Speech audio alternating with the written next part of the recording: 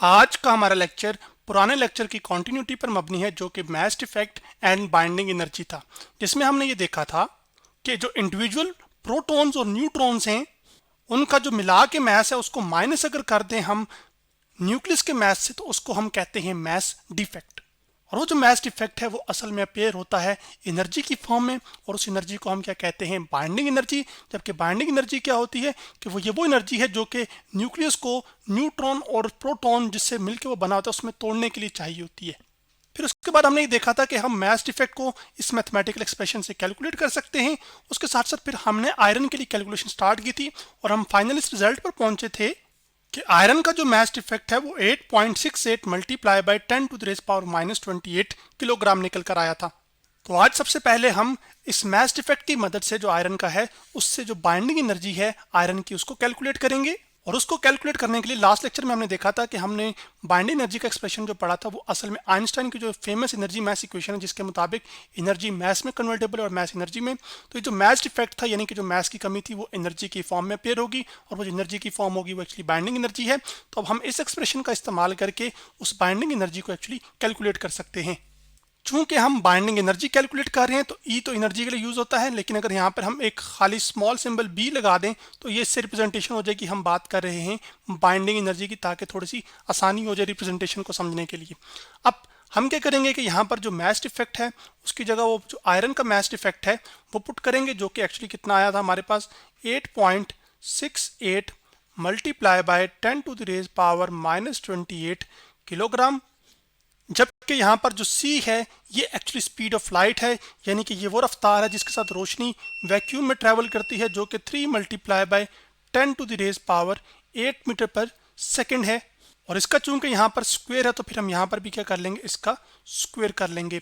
अब यहाँ पर हमने सिंप्लीफाई करते जाना है। तो जो ई बी है बाइंडिंग एनर्जी, इसमें जो नंबर्स हैं वो सबसे पहले आपस में मल्टीप्लाई हो जाएंगे। तो यहाँ पर 8.68 है और उसके साथ साथ यहाँ पर 3 का स्क्वायर है, तो 3 का स्क्वायर जो है वो एक्चुअली 9 होता है। तो यहाँ पर 8.68 के साथ मल्टीप्लाई हो जाएगा 9, मल्टीप्लाई आ जाएगा 10 to the raise power minus 28। उसके साथ साथ इधर जब हम 10 टू द रेज पावर 8 का यहाँ पर स्क्वायर लेंगे तो असल में ये जो पावर्स है ना ये इसमें आपस में मल्टीप्लाई हो जाती हैं।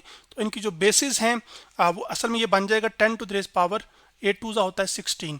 अब अगर आप देखें तो यहाँ पर 10 to the raise power minus 28 multiply हो रहा है 10 टू द पावर 16 से।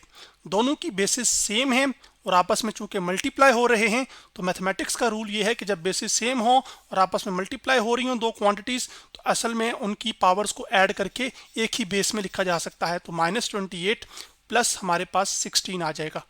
तो जो ई बी है एक्चुअली वो जो बाइंडिंग एनर्जी है वो हमारे पास फिर आ जाएगी E B is equal to, अब यहाँ पर हम इसको 8.68 को कैलकुलेटर की मदद से 9 से मल्टीप्लाई करवाते हैं। तो यहाँ से मैं अपना क्लियर करता हूँ और 8.68 मल्टीप्लाई बाय 9 करते हैं तो उसका जवाब आ रहा है 78.12।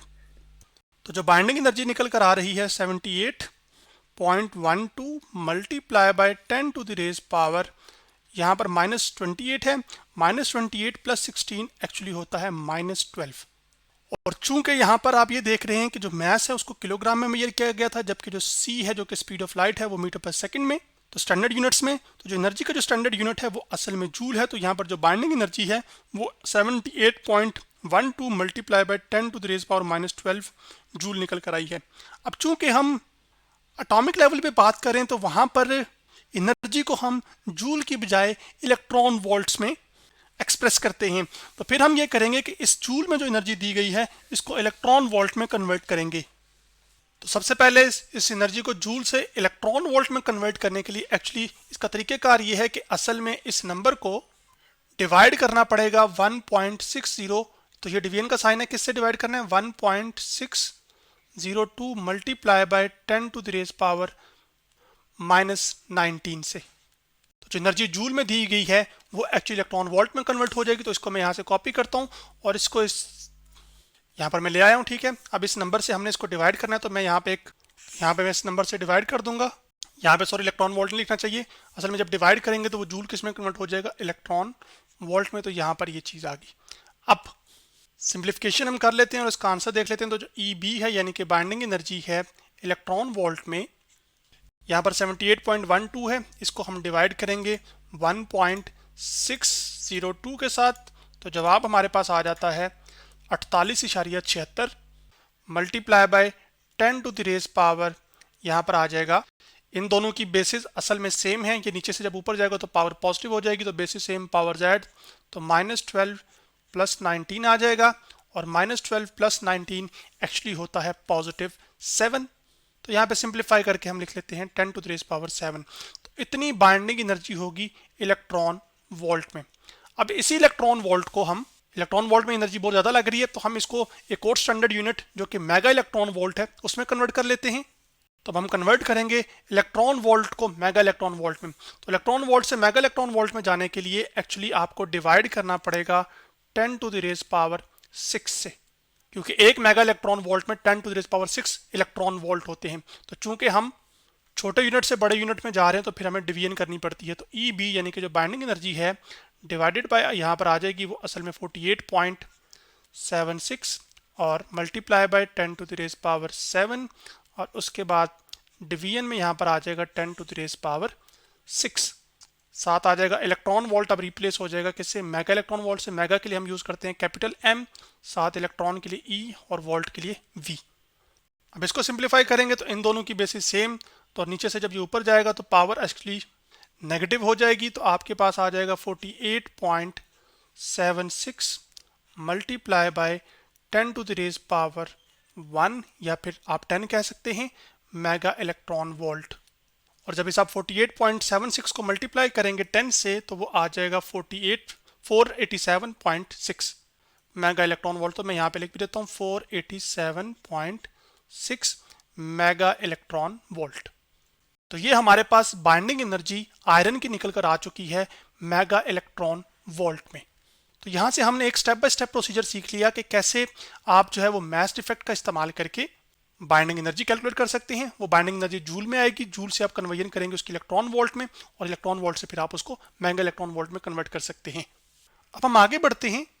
अब हमारे पास जो पीरियोडिक टेबल है जिसमें एलिमेंट्स इंक्रीजिंग एटॉमिक नंबर की बुनियाद पर अरेंज हैं, और ये एलिमेंट्स 100 के नंबर से ज़्यादा हैं, तो कैसे पता चलेगा कि कौन सा एलिमेंट सबसे ज़्यादा स्टेबल है। और एक एलिमेंट की जो स्टेबिलिटी है वो असल में उसके न्यूक्लियस के स्टेबल होने से पता चलेगी। तो फिर किस एलिमेंट का जो एटॉमिक न्यूक्लियस है वो सबसे ज़्यादा स्टेबल है, अब हम वो उसके बारे में जानना चाहते हैं। तो सबसे ज़्यादा स्टेबल तो वही न्यूक्लियस होगा ना असल में जिन न्यूट्रॉन और प्रोटॉन से वो मिलकर बना हुआ है। उन न्यूट्रॉन और प्रोटॉन में अलग करने के लिए उस न्यूक्लियस को जितनी आपको एनर्जी देनी पड़ेगी उसको असल में हमने क्या कहा था, बाइंडिंग एनर्जी। तो जितनी ज़्यादा बाइंडिंग एनर्जी देनी पड़ेगी, जितनी ज़्यादा एनर्जी देनी पड़ेगी ताकि उस न्यूक्लियस को तोड़ा जा सके, स्प्लिट किया जा सके प्रोटॉन और न्यूट्रॉन में सेपरेटली, तो वो रिप्रेजेंट कर रहा होगा उसकी स्टेबिलिटी को। इसी चीज को कैलकुलेट करने के लिए एक टर्म डिफाइन की जाती है या बताई जाती है जिसको हम कहते हैं असल में बाइंडिंग एनर्जी। और वो जो बाइंडिंग एनर्जी पर न्यूक्लियन, तो एक जो न्यूक्लियस की स्टेबिलिटी है, नहीं स्टेबिलिटी ऑफ न्यूक्लियस, वो किस तरह बताई जाती है, ये मेजर है of binding energy per nucleon. जितना बाइंडिंग एनर्जी पर न्यूक्लियन ज्यादा होगी उतना जो न्यूक्लियस है वो असल में ज्यादा स्टेबल होगा।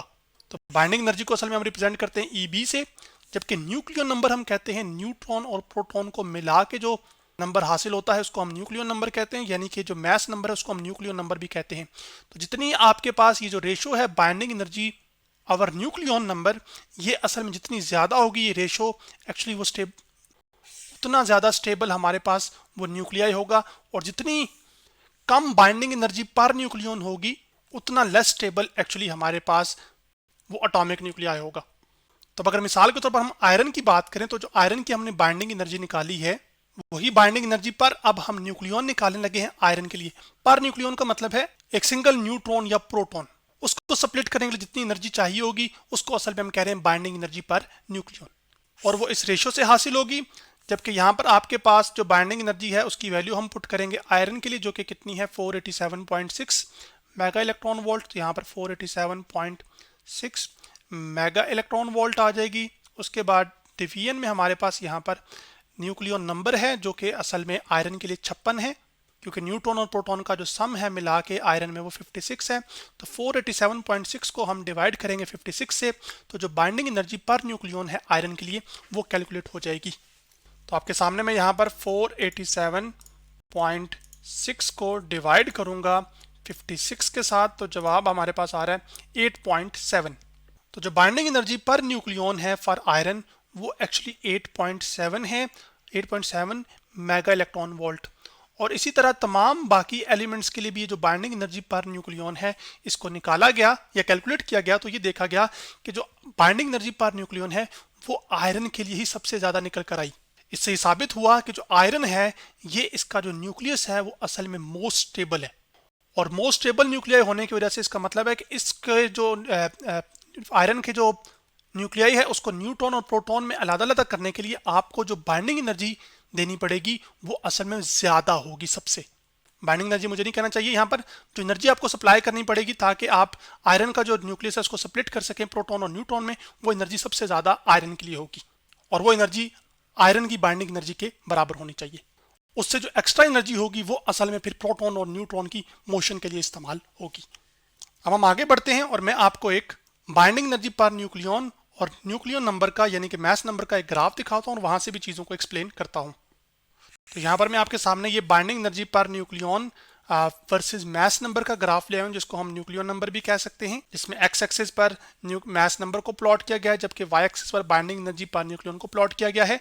इसमें अगर आप ग्राफ में देखें तो ये ऐसा लग रहा है कि शुरू में ये जो बाइंडिंग एनर्जी पर न्यूक्लियन है शुरू के एलिमेंट्स के लिए वो इंक्रीज होती जा रही है, यानी कि जैसे जैसे आपके पास मास नंबर बढ़ता जा रहा है तो बाइंडिंग एनर्जी पर न्यूक्लियन भी बढ़ती ही जा रही है। और आयरन की जो बाइंडिंग एनर्जी है यहाँ पर आप देख सकते हैं वो असल में यहाँ पर न्यूक्लियन के लिहाज से अगर हम बात करें, बात अभी उसी के लिहाज से करें तो ये तकरीबन यहाँ पर ये वैल्यू बनेगी और जो मैंने कैलकुलेशन की थी 8.7 वो इस ग्राफ से भी उस चीज़ को वेरिफिकेशन हो रही है। चूंकि आयरन की बाइंडिंग एनर्जी पर न्यूक्लियन सबसे ज़्यादा है इस वजह से जो आयरन है वो मोस्ट स्टेबल न्यूक्लियाई है। अब अगर आप आयरन से आगे देखें, जैसे ये क्रिप्टन है, ठीक है, ये यूरेनियम है, तो इससे आगे जो बाइंडिंग एनर्जी पर न्यूक्लियन है वो असल में डिक्रीज हो रही है। वो इस वजह से क्योंकि जब आपके पास एटॉमिक नंबर एक्चुअली 82 से ज़्यादा होता है एलिमेंट्स का तो वो एलिमेंट्स अनस्टेबल हो जाते हैं, उसमें प्रोटॉन प्रोटॉन जो रिपल्शन है वो असल में बहुत ज़्यादा हो जाती है, तो वो स्टेबल होने के लिए रेडिएशंस इमिट करते हैं। तो इसी वजह से आपके पास हाई एटॉमिक नंबर वाले एलिमेंट्स या हाई एटॉमिक मास वाले एलिमेंट्स इतने ज़्यादा स्टेबल नहीं हैं, जबकि ऐसे एलिमेंट्स जिनके एटॉमिक नंबर और एटॉमिक मासेस कम हैं वो रिलेटिवली ज़्यादा स्टेबल हैं। इसी वजह से आपके पास आयरन से जो नीचे नीचे एलिमेंट्स हैं या कम कम वाले एलिमेंट्स हैं जिनके एटॉमिक नंबर कम है या एटॉमिक मासेस कम हैं, वो असल में फ्यूजन के प्रोसेस को प्रेफर करते हैं, जिसमें two light nuclei combined to form large nuclei, यानी कि दो छोटे न्यूक्लियाई मिलते हैं और मिलकर एक बड़ा न्यूक्लियाई बनाते हैं और बड़ा न्यूक्लियाई जो है वो स्टेबल बनता है। इसी वजह से सितारों के अंदर हाइड्रोजन के जो न्यूक्लियाई हैं वो फ्यूजन का प्रोसेस करके असल में हीलियम बनाते हैं, यानी कि दो छोटे न्यूक्लियाई मिलकर एक बड़ा न्यूक्लियाई यानी कि हीलियम बनाते हैं और उससे साथ साथ लार्ज अमाउंट ऑफ एनर्जी भी रिलीज होती है। जबकि फियन में हमारे पास ये एक ऐसा प्रोसेस है जिसमें जो हैवी न्यूक्लियाई है वो अनस्टेबल होने की वजह से स्टेबल होने के लिए क्या करता है कि वो स्मॉलर न्यूक्लियाई में स्प्लिट होता है और जो स्मॉलर न्यूक्लियाई होते हैं वो असल में उस हैवी न्यूक्लियाई से ज़्यादा स्टेबल होते हैं। तो इसी वजह से जिन एलिमेंट्स के जो एटॉमिक नंबर या एटॉमिक मासेस आयरन से ज़्यादा हैं वो रिलेटिवली अनस्टेबल हैं और वो फियन का प्रोसेस अंडरगो कर रहे हैं, जबकि जो जिनके आयरन से कम हैं वो फ्यूजन का कर रहे हैं। और इसमें से जो आयरन है वो मोस्ट स्टेबल एलिमेंट है अभी तक। क्यों? क्योंकि उसकी जो बाइंडिंग एनर्जी पर न्यूक्लियन है वो सबसे ज़्यादा है। यहाँ पर आपने इस ग्राफ की स्केलिंग से घबराना नहीं है, ये असल में छोटा सा गैप जो है वो 20 का है। तो ये जो रीडिंग है ना यहाँ पर ये वाली, ये असल में 56 को बता रही है, तो ये आयरन यहाँ पर लाया कर तो ये 56 की रीडिंग है, ठीक है, 60 मत समझ बैठिएगा। तो आज हमने मास इफेक्ट और बाइंडिंग एनर्जी के बारे में पढ़ा, उसमें हमने न्यूक्लियस की स्टेबिलिटी और बाइंडिंग एनर्जी पर न्यूक्लियन को डिस्कस किया।